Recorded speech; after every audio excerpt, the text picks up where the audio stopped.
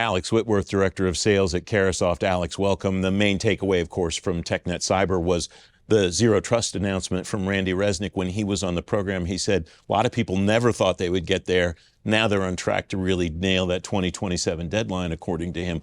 What has happened? What have they done over the last period of time to get where they are today on Zero Trust? That's a great question. And I'm gonna key in on the cyber workforce development elements that they have focused on to help them achieve some of these goals.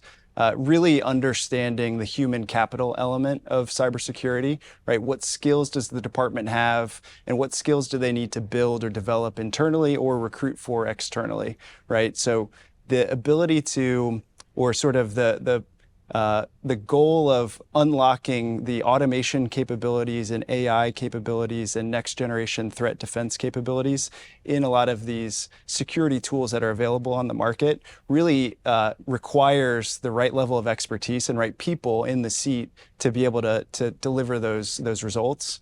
And so really getting the arms around what those work roles are, whether it's network ops or compliance or software development or cyber threat analysts, right? And then what skills are already exist within the staff and what skills need to be brought in and retained ultimately has been a huge focus, especially with the DoD's cyber workforce development 8140 framework.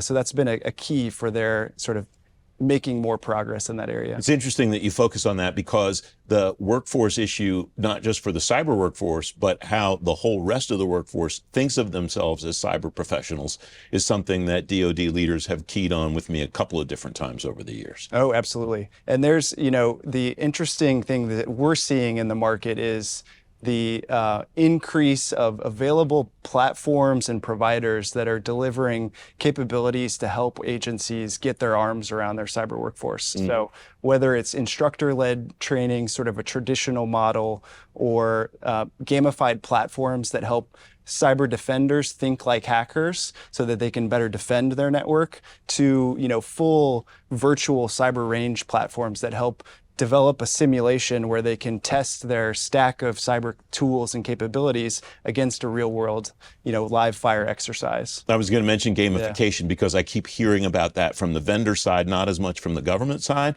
but I keep hearing about that more and more and more. What's driving that in your view? I think a little bit is the culture, right?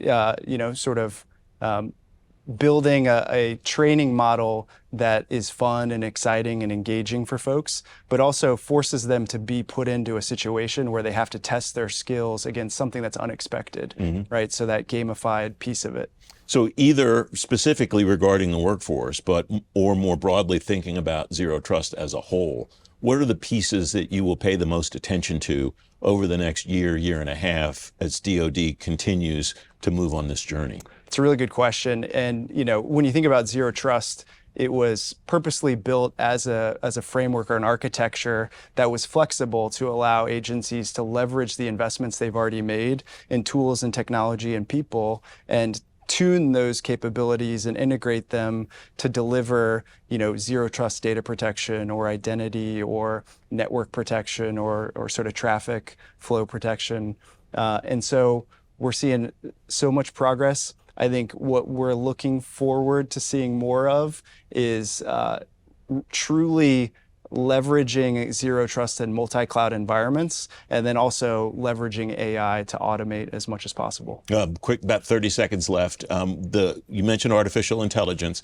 How important is that, both from securing the AI tools and using AI to secure the entire network? How important is that, in your view, to a Zero Trust effort?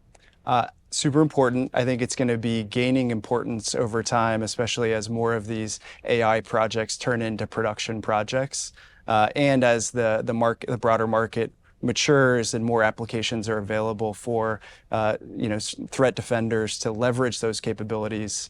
So we're really excited about the future and what it brings, for our federal customers. Alex Whitworth, great to have you here. Thanks for joining me. Glad to be here. Thank you.